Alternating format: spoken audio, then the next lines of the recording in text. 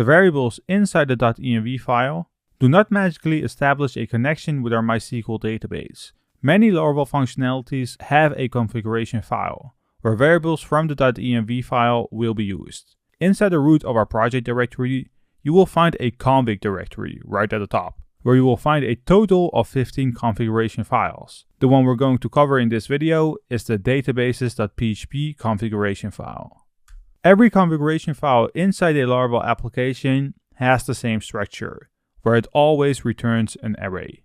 Inside the array, you will find key value pairs which will represent some kind of value related to your configuration file.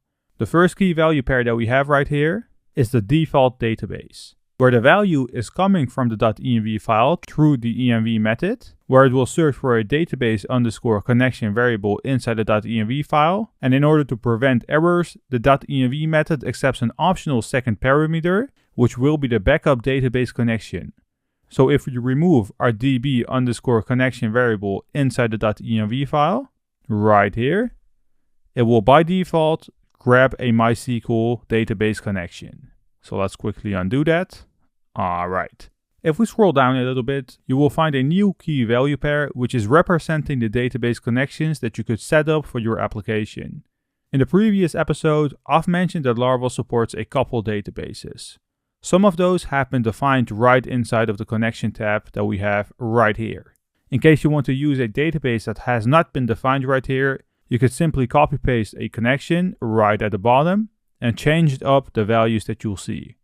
All Laravel applications also come with a database table named migrations.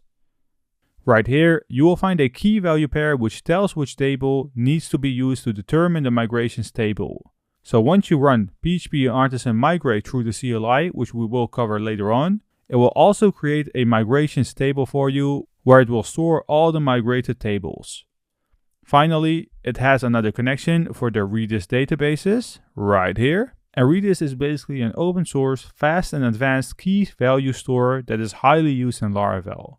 Now this was it for this database configuration file episode inside the Mastering Laravel Databases in Eloquent course, where we dived into our database configuration file and we have talked about the configurations that Laravel has set by default for us.